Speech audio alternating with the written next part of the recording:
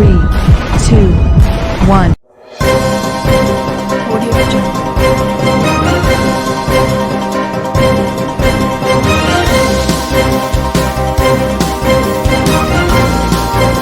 Audio Jungle. Audio Jungle.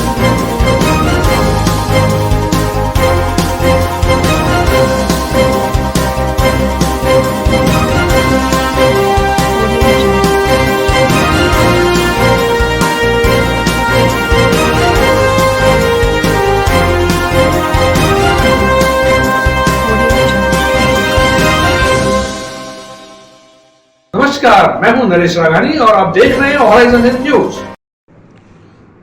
निगम महापौर के नेतृत्व में भाजपा और कांग्रेस के पार्षदों ने जिला कलेक्टर को सौंपा ज्ञापन। अजमेर की बदहाल सड़कों को दुरुस्त कराने के साथ दशहरा व अन्य त्योहारों को मनाने की अनुमति देने की मांग।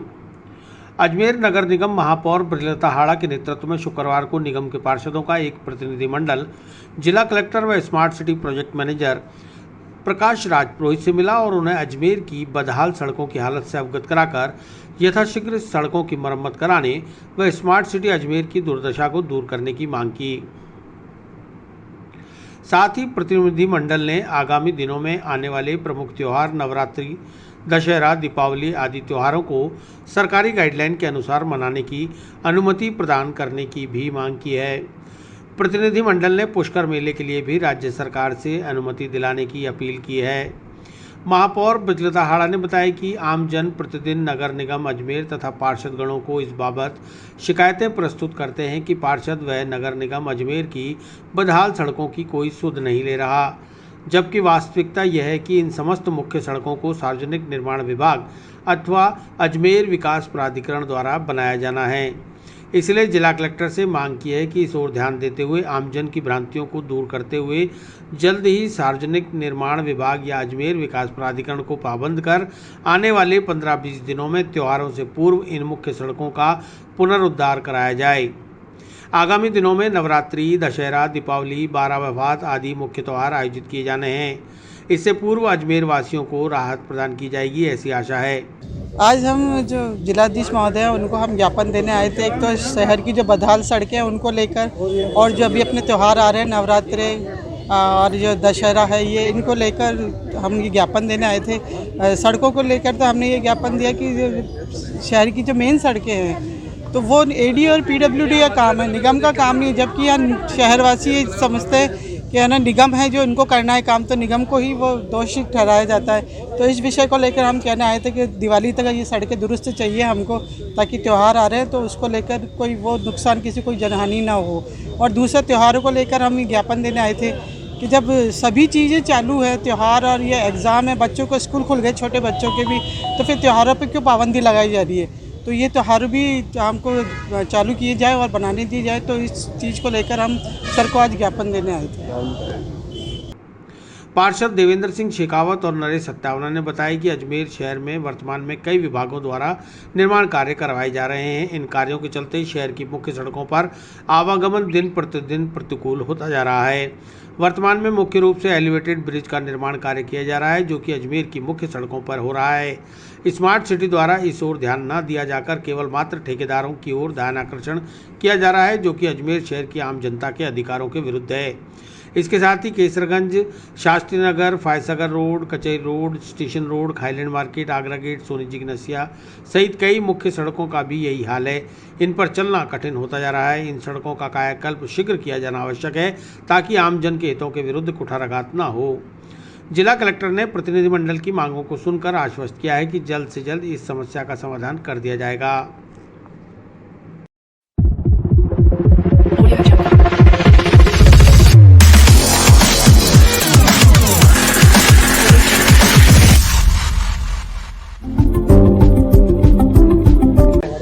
आज मुख्यतः अजमेर की जनता के लिए अजमेर के जनप्रतिनिधियों ने कलेक्टर साहब से मुलाकात करी और राजनीति से ऊपर उठकर कांग्रेस बीजेपी के सभी जनप्रतिनिधि जो नगर निगम के जनप्रतिनिधि हैं वो इस ज्ञापन में शामिल हुए। मुख्यतः दो मांगें रखी गई। एक मांग तो ये कि जिस प्रकार से इस बार जो बारिश का जो इस बेमौसम की जो मतलब जिसे कहा जा सकता है कि बारिश बहुत लेट आई है, उससे अजमेर की सड़कें बड़ी खस्ता हालत में और आम जनजीवन प्रत्येक व्यक्ति परेशान है। तो और आपको पता है कि अजमेर की आधी से ज़्यादा सड़कें, क्या 75% सड़कें सार्वजनिक निर्माण विभाग के अंतर्गत आती है। उसके डायरेक्ट कस्टोडियन कहीं ना कहीं कलेक्टर है, जो सरकार के इफेक्टिव रिप्रेजेंटेटिव हैं। तो हमारे सामने पार्षदों ने मिलकर उनसे एक निवेदन किया है कि ये जितनी भी सड़कें उनका तुरंत प्रभाव से रिपेयर किया जाए, मेंटेनेंस किया जाए, ताकि अजमेर की जनता को राहत पहुंचाई जा सके। हमारा ये नैतिक दायित्व बनता था कि इस प्रकार की अजमेर की छवि को ख़राब नहीं किया जाए, और कलेक्टर साहब को बताया और उन्होंने बहुत सशक्त आश्वासन भी दिया है कि जल्दी इस प्रकार का काम किया जाएगा जिससे सड़कें रिपेयर हो। मैं बता रहा हूँ ना, मैं बहुत सारी मतलब एम्बुलेंस के, जैसे अभी किसी ज़माने में मतलब खस्ता हालत को जिस तरह की हालत थी ना, उसको प्रेगनेंसी रोड कहा जाता था कि मतलब कहीं अगर प्रेगनेंसी में कोई प्रॉब्लम हो तो कई बार तो निश्चित तौर पर कई सड़कें ऐसी हो गई हैं जहाँ पर जैसे कोई प्रेग्नेंट लेडी है, उसका वहाँ से ले जाना, घायल व्यक्ति है उसका वहाँ से ऑर्थोपेडिशन, और जिसकी टांगे वांगे में कोई बहुत ज़्यादा लगी हो, फ्रैक्चर हो, तो उन सबको एम्बुलेंस में इस प्रकार से ले जाना बहुत खतरे से खाली नहीं है, उनको और ज़्यादा होगा। तो इसलिए हम सब ने हमने उसका सबका हमने बात बताई है।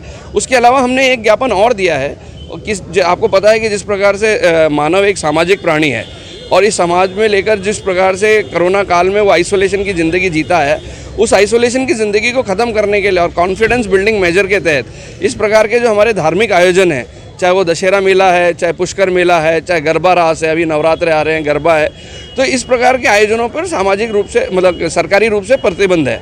तो हमने कलेक्टर साहब से निवेदन किया है कि कोरोना को प्रोटोकॉल को फॉलो करते हुए यदि इस प्रकार के आयोजन सरकार अपनी निगरानी में करे तो निश्चित तौर पर सामाजिक रूप से सबकी मतलब एकजुटता होने के लिए उनको कॉन्फिडेंस बिल्डिंग मेजर बनेगा।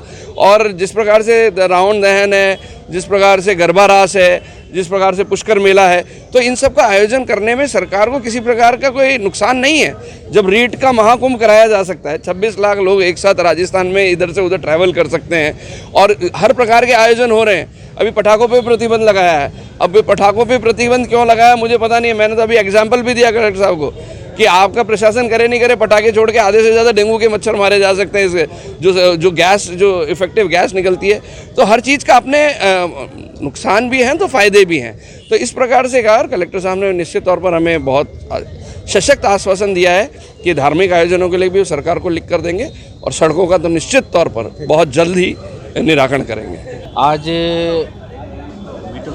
कुछ ही समय में दिवाली का त्यौहार आने वाला है, उसको देखते हुए और पिछले त्यौहार भी खैर निकल चुके हैं। ये जो हमारी सड़कों की दयनीय स्थिति है, मोटे मोटे गड्ढे, और जब से एलिवेटेड रोड बना है उससे पहले से स्थिति है, तब भी ये नहीं हुआ था। और अभी एलिवेटेड रोड बनने के बाद भी यह पूरा कंप्लीट ऊपर का वर्क हो गया है, तो ये सड़कें बन जानी चाहिए थी, लेकिन अभी तक उस पर कोई ध्यान नहीं दिया गया है। PWD से रोड बनाई जा सकती है और भी बजट से बनाई जा सकती है, कलेक्टर साहब के बजट से बनाई जा सकती है। अभी हाल ही के अंदर 600 करोड़ रुपए आए, उस बजट के अंदर इसको बनाया जा सकता है स्मार्ट सिटी के अंदर। क्योंकि पिछले टाइम जब हम यहाँ पर आए थे, कलेक्टर साहब ने बोला था स्मार्ट सिटी का संपूर्ण काम हो चुका है और बजट सारा लग चुका है, लेकिन अभी हाल ही में 5-7 दिन पहले 600 करोड़ रुपए आए, उसमें हम ये कर सकते हैं। साथ ही हमारा जो हिंदुओं का त्यौहार है, सब धर्मों के त्यौहार बनते हैं, लेकिन हिंदुओं का त्यौहार जब भी आता है, जैसे अभी दिवाली का त्यौहार है, तो उसके अंदर फटाखों की दुकानें बंद हो गई हैं, फटाखों के लाइसेंस कैंसिल हो गए हैं। और साथ ही जो रावण दहन हमारा नगर निगम करता है, जब पूरा शहर देखता है कि हम घर से निकल के शहर की ओर जाएंगे, रावण को देखेंगे, रामलीला देखेंगे, तो वो चीज़ बंद कर दी गई है। तो हमसे निवेदन करना है कि रावण दहन की हमें अनुमति दी जाए, ताकि जो रोड की जो दयनीय स्थिति पूरे शहर की, वो दुरुस्त की जाए जल्द से जल्द। तो कलेक्टर साहब ने आश्वासन तो दिया है 3 महीने के अंदर करने का, देखते हैं आगे क्या होता है। बाकी नवरात्रि वगैरह सभी मैंने बताया ना आपको, हिंदुओं के सारे त्यौहार हैं और भी मुस्लिम भाइयों के त्यौहार हैं, सब त्यौहार एक साथ आगे पीछे आते हैं। तो इन त्यौहारों को देखते हुए अजमेर में जो एक ब्रह्मा जी की नगरी और हमारे ख्वाजा साहब की नगरी, पुष्कर नगरी जो है, उसके अंदर एक हमारी सद्भावना का जो है प्रतीक, उसके अंदर कोड में खाज हो रही है ये। तो कलेक्टर साहब से निवेदन है कि जल्द से जल्द इस कार्य को कराएं। अजमेर जिला शराब विक्रेता संघ ने नई आबकारी नीति के खिलाफ संघर्ष का फूका बिगुल। मुख्यमंत्री के नाम 12 सूत्रीय मांग पत्र सौंपकर ठेकों को सरेंडर करने की दी चेतावनी। अजमेर जिला शराब विक्रेता संघ के मंगलवार को संपन्न हुए कार्यकारिणी चुनाव के बाद संघ पदाधिकारियों ने सरकार की नई आबकारी नीति के खिलाफ संघर्ष का बिगुल फूंक दिया। जिसके चलते शुक्रवार को पूर्व घोषित कार्यक्रम के मुताबिक अजमेर जिला शराब विक्रेता संघ के अध्यक्ष जितेंद्र रंगवानी और महामंत्री तारा चंद्रावत के नेतृत्व में अजमेर शहर के तमाम शराब विक्रेताओं ने एकत्रित होकर रैली निकाली और जिला कलेक्टर को मुख्यमंत्री के नाम ज्ञापन सौंपकर राजस्थान सरकार की आबकारी नीति का विरोध किया। संघ के संयोजक अशोक बालोटिया ने बताया कि राज्य सरकार की गलत आबकारी नीति की वजह से निजी कंपनी आरएमएल की मिलीभगत कर जो शराब नहीं बिकती उस पर राइडर लगा दिया जाता है ताकि ठेकेदार द्वारा मजबूरी में नहीं बिकने वाले माल को भी उठाया जाए। इस तरह से शराब विक्रेताओं के पास करोड़ों रुपए का माल डंप हो चुका है जो बिक नहीं रहा। ऐसे में अब दुकानों को सरेंडर करने के सिवा उनके पास कोई चारा नहीं बचा। यदि जल्द ही सरकार ने शराब विक्रेता संघ की मांगों पर सुनवाई नहीं की तो शराब ठेकों पर ताले लगाकर दुकानों को सरेंडर कर दिया जाएगा। हमारी मांग है कि जो राज्य सरकार की नई आबकारी नीति है उसके अंदर तरह तरह के राइडर लगे हुए हैं, कई तरह के छुपे हुए ऐसे वो लगे हुए हैं कि उनको हटाने के लिए हमारे को पसीना आ रहा है, क्योंकि एक तो आरएमएल शराब बिकती नहीं है, उसको हमारे ऊपर जबरन थोपा गया।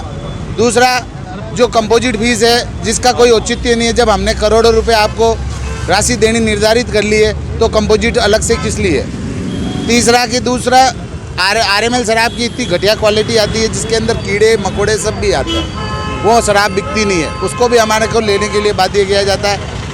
और कई प्रकार के अन्य कर लगा के हमारे को 5% का भी फायदा नहीं, उल्टा हमारे को घाटा जा रहा है। 1 करोड़ की शराब लेने के लिए हमारे को कम से कम 4 करोड़ रुपए खर्च करने पड़ रहे हैं और उन पैसों से के अलावा भी ऐसे कई अन्य कर सुविधा शुल्क हमारे से वसूला जाता है जो अब हम देने के लिए बिल्कुल मुश्किल हो गई है हमारे। आज हमने माननीय मुख्यमंत्री के नाम ज्ञापन दिया है कलेक्टर साहब और संभागीय आयुक्त के माध्यम के द्वारा हमारी इन मांगों को मानने के लिए। शराब ठेकेदारों ने शुक्रवार को अपने शराब की दुकानों को आंशिक रूप से बंद रखकर हाथों में तख्तियां लेकर विरोध रैली निकाली और कलेक्ट्रेट पहुंचकर संबंधित अधिकारी को ज्ञापन सौंपा। रैली में संघ के अध्यक्ष जितेंद्र रंगवानी, महामंत्री तारा चंद्रावत, उपाध्यक्ष लक्ष्मीकांत, मोहम्मद हुसैन, सोमनाथ, संयोजक अशोक बालोटिया, सह संयोजक प्रेम मेवाड़ा, घनश्याम, दिनेश मेवाड़ा, महामंत्री रामेश्वर रावत, मीडिया प्रभारी हेम सिंह टांक सहित जिले के समस्त शराब विक्रेता शामिल हुए और सरकार व आबकारी विभाग की दमनकारी नीतियों के खिलाफ जमकर नारेबाजी की।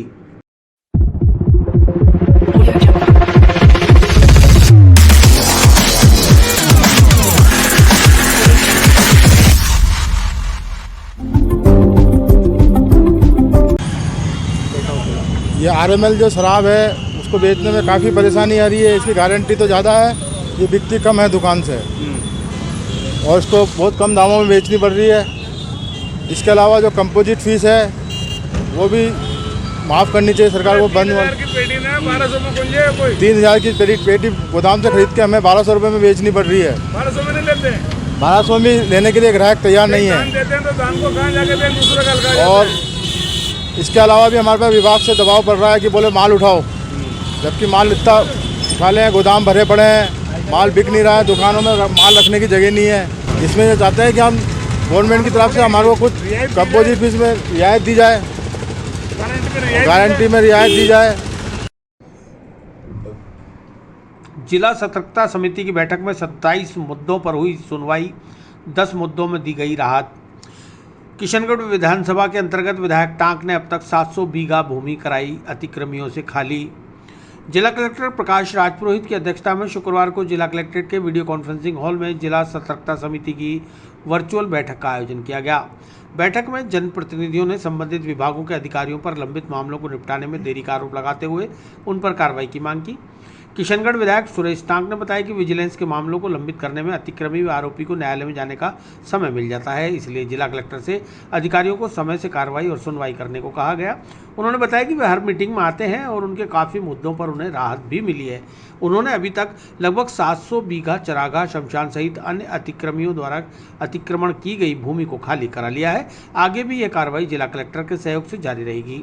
सतर्कता समिति की बैठक थी आज और उस बैठक, ये हर महीने होती है, विजिलेंस कमेटी की बैठक है ये। इसमें अतिक्रमण से संबंधित मुद्दे जो उपखंड स्तर पे नहीं निपट सकते हैं उनको हम यहाँ भेजते हैं और मेरे मामले तो बहुत ज़्यादा हैं। लगातार मैं इन मीटिंगों में आता हूँ, कोई मीटिंग मैंने एब्सेंट नहीं करी है। और वजह भी ये है कि मैं वहाँ के चरागाह, खेल मैदान और शमशान के जितने भी अतिक्रमण हैं उनको हटाना चाहता हूँ। और मेरे मैक्सिमम हट गए। अब तक 9000 बीघा ज़मीन खाली हो चुकी है और अभी भी जो पिछले महीने से इस महीने में कम से कम 600-700 बीघा ज़मीन खाली हुई है। प्रकरण सुलझ रहे हैं पर थोड़ा स्लो स्पीड है। कलेक्टर साहब खुद इस पर पूरी तरह से वो रुचि रखते हैं, अधिकारियों को टाइम बाउंड करते हैं और मुझे उम्मीद है कि जल्दी से जल्दी मेरे सारे प्रकरण समाप्त हो जाएंगे। और विजिलेंस एक बहुत अच्छी कमेटी है, इस कमेटी में आए हुए प्रकरणों का निश्चित रूप से निस्तारण होता है, ये सबसे बड़ी। जिला कलेक्टर प्रकाश राजपुरोहित ने बताया कि आज की बैठक में 27 मामलों पर सुनवाई की गई, जिसमें परिवादी और अधिकारियों दोनों को सुना गया। सबसे ज्यादा चरागाह भूमि पर अतिक्रमण के मामले थे, जिनमें कार्रवाई के निर्देश दिए गए। 8 से 10 मामलों में परिवादियों को राहत भी प्रदान की गई। बैठक में जिला कलेक्टर प्रकाश राजपुरोहित, अतिरिक्त जिला कलेक्टर राजेंद्र प्रसाद अग्रवाल, अतिरिक्त पुलिस अधीक्षक सीताराम प्रजापत, जिला परिषद सीईओ गौरव सैनी, अजमेर दक्षिण विधायक अनिता बघेल, किशनगढ़ विधायक सुरेश टांक सहित अन्य विभागों के अधिकारी शामिल हुए।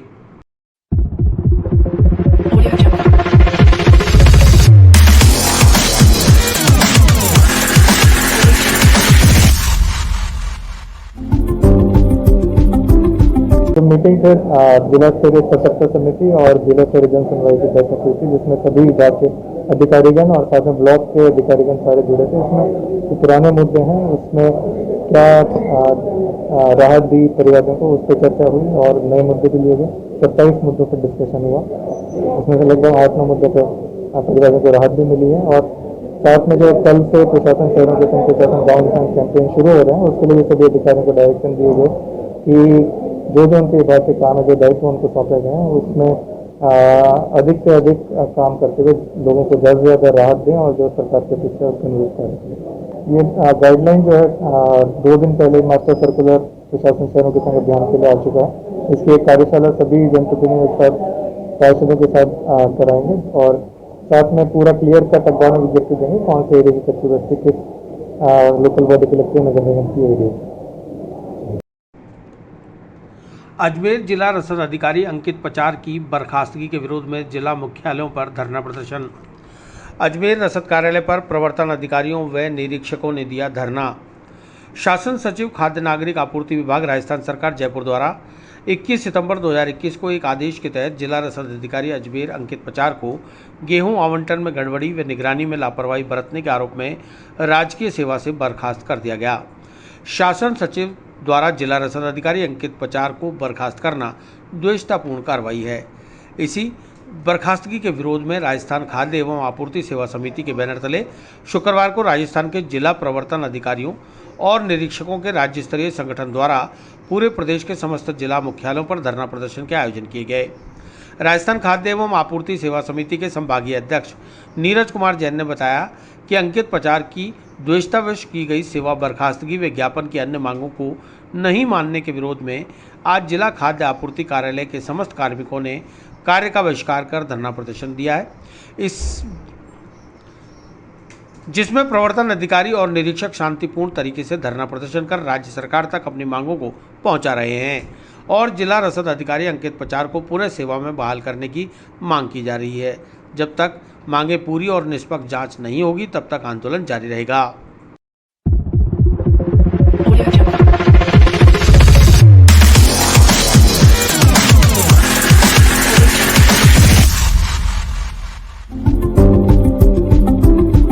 अजमेर के डीएसओ श्री अंकित पचार की बर्खास्तगी की गई थी। इसके विरोध में आज डीएसओ कार्यालय अजमेर के सभी प्रवर्तन अधिकारी, प्रवर्तन निरीक्षक शांतिपूर्ण धरना कर रहे हैं और इसका उद्देश्य ये है कि श्री पचार को बहाल नहीं किया गया वापस और जो अन्य मांगें थीं हमारी खाद्य आपूर्ति सेवा समिति की, उन पर भी अभी तक विचार नहीं किया गया है। तो यह अपनी आवाज़ को ऊपर पहुंचाने का प्रयास है और ये आज सारे राजस्थान में हर जिला मुख्यालय पर हो रहा है और इसमें हम शांतिपूर्ण धरना प्रदर्शन करेंगे और समस्त कार्यों का बहिष्कार। अब ये राज्य सरकार के स्तर की बड़ी बातें हैं और हम लोग यही उम्मीद करते हैं, आशा करते हैं कि श्री पचार के साथ न्याय हो और वो वापस कार्यालय आएँ। अजयसर गांव में शराब माफियाओं और शिकारियों का आतंक। शराबी और शिकारी वहां रह रहे साधु संतों पर करते हैं अत्याचार। हिंदूवादी संगठनों ने जिला कलेक्टर से की मुलाकात। शुक्रवार को अंतर्राष्ट्रीय हिंदू परिषद बजरंग दल ने जिला कलेक्टर से मिलकर अजयसर ग्राम पंचायत स्थित अजयपाल मंदिर क्षेत्र में रह रहे साधु संतों को सुरक्षा मुहैया कराने की मांग की है। साधु संतों और संगठन के कार्यकर्ताओं ने आरोप लगाया कि अजयसर गांव में शराब माफियाओं और शिकारियों का आतंक है। ये लोग वहां राष्ट्रीय पक्षी मोर सहित अन्य जानवरों का बेखौफ होकर शिकार करते हैं और उसके मांस को पकाकर खाते हैं। वहीं अजयसर गांव में शराब माफियाओं ने अवैध शराब की भट्टियां लगा रखी हैं, जिन पर कई बार आबकारी विभाग कार्रवाई भी कर चुका, लेकिन ये फिर से काबिज हो जाती हैं और लगातार वहां शराब का निर्माण कर लोगों को गंदी व जहरीली शराब बेची जाती है। लिहाजा जिला प्रशासन इस ओर कोई प्रभावी कदम उठाकर वहां रह रहे साधु संतों को सुरक्षा मुहैया कराए और असामाजिक तत्वों पर शिकंजा कसते हुए अंकुश लगाए।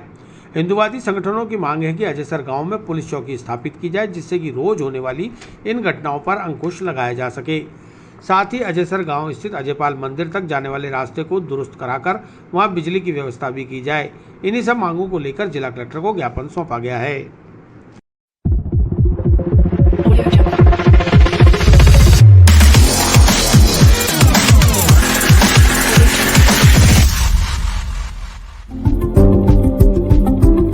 मैं पूर्व 8 साल से रहता हूँ वहाँ पे अजयपाल जी पे। आए दिन मतलब मेरे को दिक्कत आती है। वो लोग वहाँ कभी दारू पाड़ते हैं, कभी शराब की भट्टियाँ पाड़ के फिर कभी शिकार करते हैं। हम ऑब्जेक्शन उठाते हैं तो हमारे को मारने की धमकियाँ देते हैं। फिर ऐसे करते करते 3 साल के पहले भी मेरे को चाकू छूट रहे हैं, मारपीट हुई। पुलिस प्रशासन में भी दरखास्त लगाई मैंने, उन लोगों को शायद पकड़ा भी था या नहीं। फिर अभी 25 तारीख को मेरे को सरपंच लेके आया, पूरे आदमी को लेके गांव को, या गांव वाले उसको लेके आए। क्या आपत्ति थी, क्या थी, मेरे से कोई पूछा नहीं, ताजा कुछ नहीं पूछा मेरे से। आते ही मेरे पे हमला किया 5-7 आदमी ने, 7-8 आदमी ने हमला किया हैं। हमलावरों का नाम ज़्यादा नहीं जानता हूँ, जिनका नाम याद है वो नाम लेता हूँ।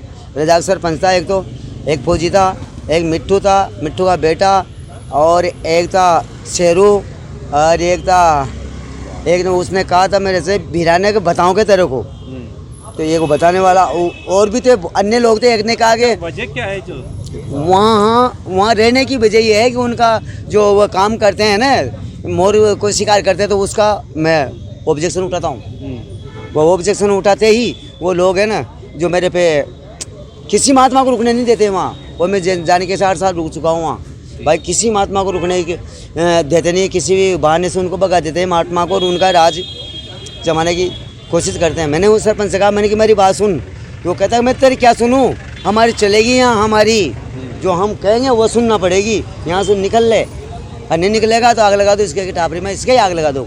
ये कहा मेरे से। हाँ, जान से मारने की मारिया ही वो था, मेरे को बेहोश हो गया था, मैं तो मार देता, लातों को सर हमारा दांत टूटी हुई, ये भी दो। अभी आज आया है यहाँ कार्यालय में, कोई हमारी सुन लेगा, एसपी साहब, कलेक्टर महोदय साहब से हैं कि राज कहाँ मिलता है, तुम राज कहाँ मिलता है। हमसे कहा कि वहाँ जाओ तो यहाँ राज के दरवाजे खटखटाने आए हैं। अब कहाँ खटखटाएंगे, यहाँ के अलावा ये राज करेंगे या नहीं करेंगे हैं।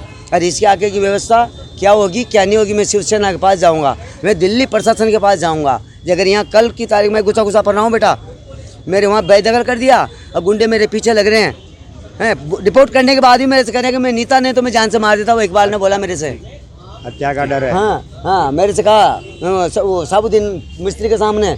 अब मेरे को सख्त मतलब न्याय मिलना चाहिए, जल्दी उनको सबक मिलना चाहिए। कोई भी महात्मा आए उनकी रक्षा स्वयं करे, या फिर आप पुलिस चौकी खुलवाओ वहाँ पे।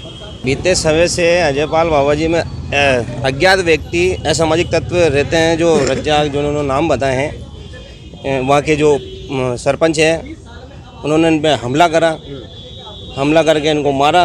वहाँ दारू की भट्टियाँ पाड़ रखी है, मोरों का शिकार कर रहे हैं वो, ठीक है। जैसे नीलगाय को भी मारा उन्होंने, मारा नीलगाय को, मार भी दिया। उसके जो भी मांस पंचर निकाल के लेके, पंचर निकाल के उसके लेके, और हिरण को भी मारते हैं। शिकार करने के रोज के नाटक है इनके, और रोज दारू का अड्डा बना रखा वहाँ पे, ये बड़े भट्टियाँ लगा रखी वहाँ पे। देख सकते हो आप। सनातन धर्म के प्रति हम जागरूक हुए, हम इन संतों के साथ में यहाँ पर आए।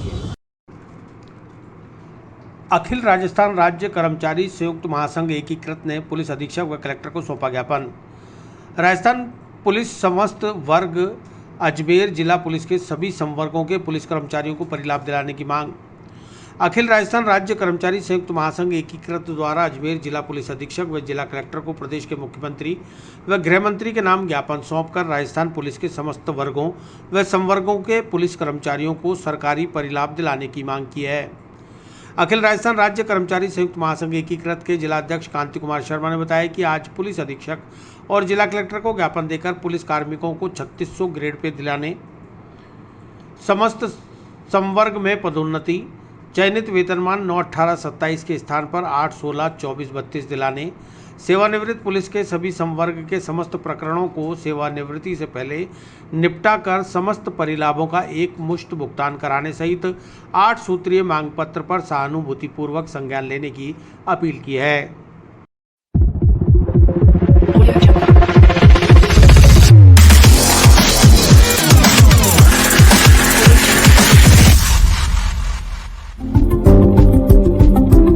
सर, आज हम अजमेर जिला एकीकृत महासंघ कर्मचारियों का जो है उसकी तरफ से पुलिस कर्मचारी जो हमारे हैं, चाहे वो किसी भी कैडर के हो, चाहे वो कांस्टेबल हो और चाहे एसआई हो, चाहे सीआई हो, चाहे डिप्टी साहब हो, उनकी मांगों का ज्ञापन हम राज्य सरकार को, मुख्यमंत्री जी को और महानिदेशक महोदय को दे रहे हैं। उसके अंदर उनका एक तो 3600 पे ग्रेड देने का और एक उनको 9, 18, 27 की जगह 8, 16, 24 और 32 पे ग्रेड दी जाए ताकि उनको पदोन्नति का पूरा लाभ मिल सके। तीसरा, उनकी जितनी भी कॉलोनियां जो बनी हुई है उनके अंदर जो आवासीय मकान है वो जर्जर अवस्था में है, तो उनको जीर्णोद्धार हो, उनका उनके लिए बजट आवंटन हो और उनमें आधुनिकीकरण हो।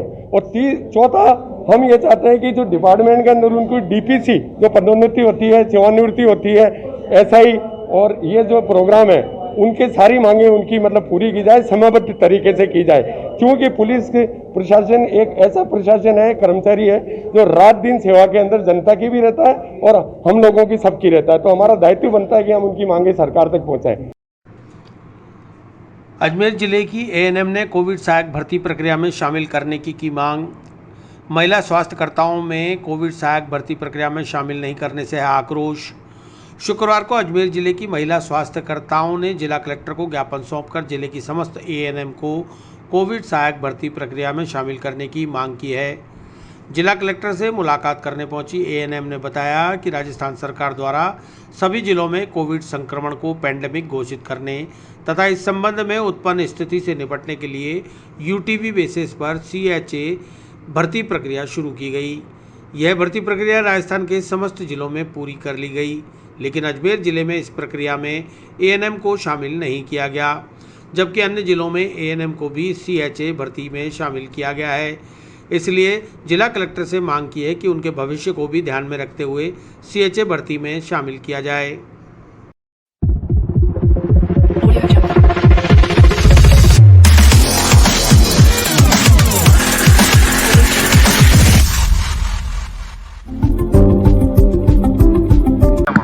जी सर, हम यहाँ आए इसलिए आए हैं क्योंकि सर हर डिस्ट्रिक्ट में सीएचए में जो लिए गए थे वहाँ बीएससी नर्सिंग, जीएनएम और एएनएम को भी इंक्लूड किया गया था उसमें, बट सर अजमेर डिस्ट्रिक्ट से यहाँ पे नहीं लिया गया। अजमेर को यहाँ ओनली बीएससी नर्सिंग और जीएनएम स्टाफ को लिया गया है। तो सर हम यहाँ आए हैं कि अब एएनएम को भी अजमेर डिस्ट्रिक्ट से भी एएनएम को लें, क्योंकि हम दर दर भटके हैं सभी जिलों में, जोधपुर, चित्तौड़, हम सब जगह जाके आए हैं, हमें वहाँ नहीं लिया गया क्योंकि वहाँ पे लोकल गर्ल्स को प्रायोरिटी दी गई थी एएनएम में लेने के लिए। तो सर अब हम यहाँ आए हैं कि यहाँ तो एएनएम को ले ताकि हमें अपने डिस्ट्रिक्ट में, होम डिस्ट्रिक्ट में जो मिल सके एएनएम के लिए।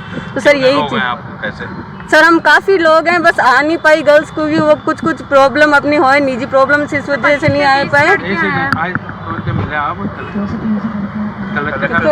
जी सर मिल गई। कहाँ सर, उन्होंने सीएमएचओ सर से बात करने के लिए बोला है हमें और आश्वासन दिया है कि बात करेंगे। वो रघु शर्मा को भी हमने वो दिया है सर, मेल करने के लिए पेपर दिया है। हमारा ये है कि मतलब सब डिस्ट्रिक्ट में है ना एएनएम की वैकेंसी निकल चुकी है, पर अजमेर में कोई अता पता ही नहीं है एएनएम की वैकेंसी का। जब हम कुछ पूछते हैं तो बोलते हैं कि अभी कोई अता पता नहीं है, बाद में निकलेगी, मना कर देते, स्टाफ नहीं चाहिए, क्या काम है एएनएम का, ऐसे करके हमें फ़ोन कर देते हैं।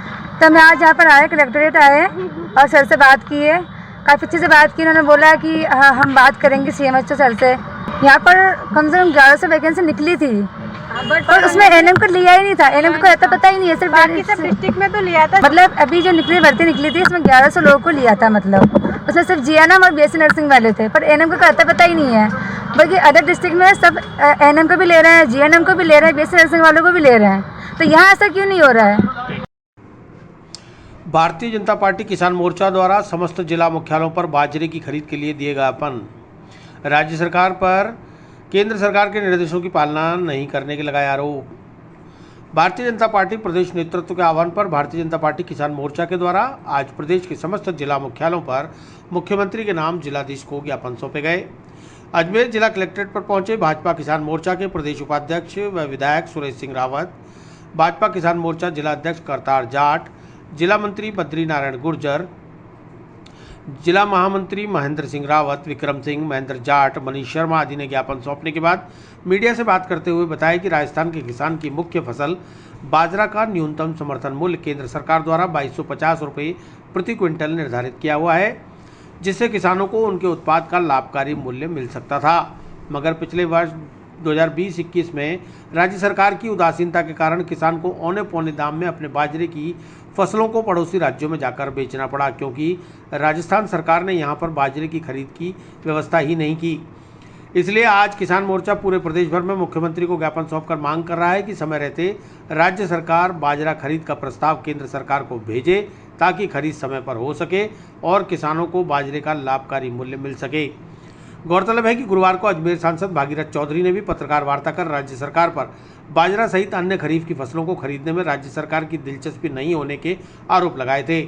उन्होंने कहा था कि मक्का, बाजरा, जौ, ज्वार, धान सहित 16 फसलों पर केंद्र सरकार ने एमएसपी का रेट निर्धारित किया हुआ है, लेकिन उनमें मोटा अनाज के नाम से जानी जाने वाली बाजरा, मक्का और जौ की फसलों को वर्ष 2020-21 में राजस्थान की सरकार ने नहीं खरीदा।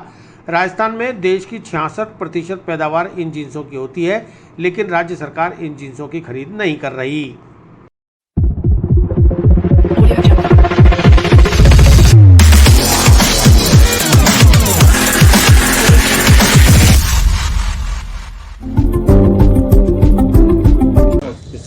आज हमारे भारतीय जनता पार्टी के किसान मोर्चा के शहर के जिलाध्यक्ष और देहात के महामंत्री और हमारे दोनों जिलों के सभी मंडलाध्यक्ष और मंडल पदाधिकारी, हमारे प्रधान जी भी साथ में ही हैं, हम सब लोगों ने आज जिला कलेक्टर महोदय को ज्ञापन देके ये हमने मांग करी कि बाजरे की खरीद पे जो एमएसपी मूल्य है वो किसानों को नहीं दे रहे हैं, पिछले 2 सालों से नहीं मिल रहा है। और इसके अलावा भी हमारे जो भी प्रशासन गाँवों का समय अभियान चलेगा तो गाँवों के अंदर भूमि आबादी विस्तार का एक विषय था, क्योंकि जहाँ आबादी बसी हुई है वहाँ तो विस्तार कर नहीं रहे, खाली भूमि बसी है, वहाँ पर विस्तार करने का कोई लाभ नहीं है। इस तरह की हमने मांग करी। दूसरा भी राजस्थान का किसान, क्योंकि राज तो रूठा हुआ ही है और इंद्र देवता भी रूठ गए, कहीं अत्यधिक बरसात हो गई, कहीं सूखा पड़ गया, तो इसलिए लोग हमारे किसान भाइयों की फसलें बर्बाद हो गई, तो किसानों की फसलों का गिरदावरी करके उनको सरकार फसल खराबे पर अनुदान दे। ये हमारी जिला कलेक्टर महोदय को हमने माननीय मुख्यमंत्री जी के नाम ज्ञापन दिया। आज भाजपा किसान मोर्चा द्वारा पूरे राजस्थान में भारतीय जनता पार्टी के आह्वान पर सभी जिलाधीशों को ज्ञापन दे रहे हैं। इस ज्ञापन में मांग की जा रही है कि पूरे राजस्थान में बाजरे की एमएसपी के ऊपर राज्य सरकार खरीद करे। केंद्र सरकार के द्वारा एमएसपी का पैसा दिया जा रहा है, मगर उसके उपरांत भी राज्य की सरकार सोई हुई है और गहलोत सरकार अभी तक किसी भी रूप में किसानों को कोई भी लाभ देने के लिए तैयार नहीं है और बाजरे की खरीद के लिए तत्पर नहीं है। और जिस प्रकार से वर्तमान में अतिवृष्टि हो रही है, आज अक्टूबर लग गया और अभी भी बारिश हो रही है, तो किसानों के पास बाजरे को ढकने की व्यवस्था नहीं है और बाजरा खराब हो रहा है। तो हमारी सबसे पहली मांग यही है सरकार से कि वो तुरंत प्रभाव से सभी जिलों स्तरों पर और सभी कृषि मंडियों में एमएसपी के ऊपर बाजरे की खरीद करें। और दूसरी हमारी ये मांग है कि वर्तमान में अतिवृष्टि हो रही है और वर्षा का समय नहीं है और किसान बहुत परेशान है, तो तुरंत प्रभाव से कलेक्टर साहब से निवेदन करेंगे कि वो गिरदावरी कराएं और अतिवृष्टि से जो नुकसान हुआ है किसानों को उसकी भरपाई कराएं। और उसके अलावा हमारी एक और मांग है कि जो इंश्योरेंस कंपनियां हैं वो जो प्रॉपर गिरदावरी में जो फसल है उसी को अंकित करें, ना कि दूसरी मोटे अनाज की फसल, सस्ती जो फसल जो बाज़ार में जाई जाती है उसके अंकित किया जा रहा है। कई जगह इस प्रकार की गड़बड़ी पाई गई है, तो उसका तुरंत प्रभाव से निवारण करें और किसानों को किसान के हित में लाभ दें। आज हम कलेक्टर साहब को किसान मोर्चे की तरफ से ज्ञापन देने के लिए आए कि जो बाजरे की एमएसपी केंद्र सरकार ने 2250 रुपये तय कर रखी है, तो राजस्थान सरकार जो MSP खरीद होनी चाहिए वो खरीद कर नहीं रही है। पिछले साल भी इन्होंने खरीद नहीं की, तो इस साल भी इन्होंने केंद्र को भेजा नहीं है चिट्ठी भाई MSP पे खरीद करेंगे। तो इसलिए किसानों को अपने जो बाजरा है उसको औने पौने दामों में मार्केट में बेचना पड़ रहा है। जब केंद्र सरकार ने 2250 रुपये तय किए है, तो यहाँ राजस्थान सरकार ने अभी तक कोई बाजरे खरीद नहीं की है। तो इस प्रकार से किसानों की समस्या हो रही है, वो 1300-1400 उन भावों में अपना मार्केट में बाजरा बेच रहे हैं। तो इसके लिए हम कलेक्टर साहब को ज्ञापन देने के लिए आए कि उन पर उचित कार्रवाई करके, आप मुख्यमंत्री जी के नाम ज्ञापन दे रहे हैं कि आप उस पर उचित कार्रवाई करें, जल्द से जल्द बाजरे की MSP पे आप खरीद की जाए इस साल के। और एक जो किसानों की समस्या, जो मेन सबसे बड़ी समस्या है कि अतिवृष्टि की वजह से, क्योंकि पहले तो बारिश हुई नहीं और अब रुक नहीं रही है, तो इस वजह से किसानों को जो फसलें पहले मूंग, गंवार, जो भी तिल वगैरह जो बीजी थी उस टाइम पे उस फसलों को खराब हो गई, क्योंकि अभी अतिवृष्टि हो रही है तो फसलें खराब हो गई, तो उनका मुआवजा दिलाया जाए, क्योंकि जल्द से जल्द गिरदावरी होगी तो मुआवजा दिलाए। क्योंकि अभी तक लगभग अजमेर ज़िले के अंदर 80% में गिरदावरी और पटवारी नहीं हुई है। तो उस बारे में कलेक्टर साहब को अवगत कराना चाहते हैं कि आप जल्द से जल्द गिरदावरी करा के और फसलों का उचित मुआवजा दिया जाए, क्योंकि अब भी जो अतिवृष्टि हो रही है उसमें अपने बाजरा और जवार वो भी फसलें खराब हो रही है, तो आप उनकी भी तुरंत जल्द ही गिरदावरी कराई जाए। क्योंकि आप जल्द गिरदावरी नहीं कराओगे तो, क्योंकि किसानों की तब खेती का नई फसल बीजने का टाइम हो गया, तो अगर नई फसल का टाइम हो गया तो वो तो किसान बीजेंगे, तो उनको जल्द से जल्द ये सुविधा तुरंत करा के गिरदावरी मौका रिपोर्ट करा के और आप पेश करें। और एक कलेक्टर साहब से निवेदन करें कि जो बीमा कंपनी है तो उन्होंने सर अपने हिसाब से फसलों को डिवाइड कर रखा है। जैसे अभी किसी खेत के अंदर मूंग बे रखे हैं तो उन्होंने उस मूंग की फसल की जगह जवार का बीमा कर रखा है। अगर गिरदावरी जो रिपोर्ट आ रही है वो आ रही है मूंग की, और फसल बीमा कंपनी अपने में दिखा रही है जो कंपनी का जो उसमें दिखा रही है जवार, तो वो कहाँ से उसको दी जाएगी। तो हम उसके लिए कलेक्टर साहब को आदेश भाई हम निवेदन करने आए कि आप उसमें तुरंत ये जल्दी समस्या का समाधान कराई जाए और किसानों को सहायता दी जाए। गेगल थाना अंतर्गत निम्बूकिया की ढाणी मानपुरा में शराब की दुकान में सेंधमारी। अज्ञात चोर 6 लाख रुपए की अंग्रेजी हाई रेंज सहित RLM और देशी शराब चुरा कर हुए फरार। गेगल थाना अंतर्गत निम्बूकिया की ढाणी मानपुरा में अनुज्ञाधारी जीतमल टांक की शराब की दुकान में बीती रात अज्ञात चोरों ने सेंधमारी कर 6 लाख रुपए की अंग्रेजी हाई रेंज शराब सहित RLM और देशी शराब चोरी कर ली। सुबह जब दुकान का सेल्समैन दुकान खोलने पहुंचा तो उसे चोरी की घटना की जानकारी मिली। इसके बाद गेगल थाने को चोरी की सूचना दी गई, जहां से पहुंची पुलिस टीम ने घटनास्थल का मौका मुआयना कर रिपोर्ट दर्ज कर अज्ञात चोरों की तलाश शुरू कर दी है। शराब की दुकान के सेल्समैन गजेंद्र सिंह ने चोरी की जानकारी देते हुए बताया,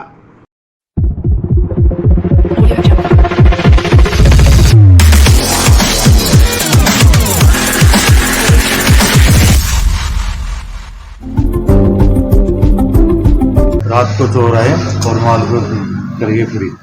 अच्छा, तो कौन से ब्रांड लेके?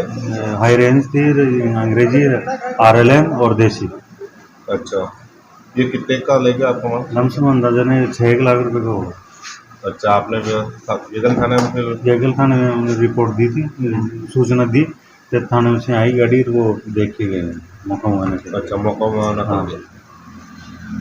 अच्छा, तो इसमें सबसे ज़्यादा ब्रांड कौन से थे आप? अंग्रेजी थी, फिर RLM, देसी में RLM आती है ना वो, और देसी थी। अच्छा, और पीछे से तोड़ के फिर लेके गए। विस्तार से पढ़ने के लिए लॉग इन करें horizonhinge.com, सच के साथ।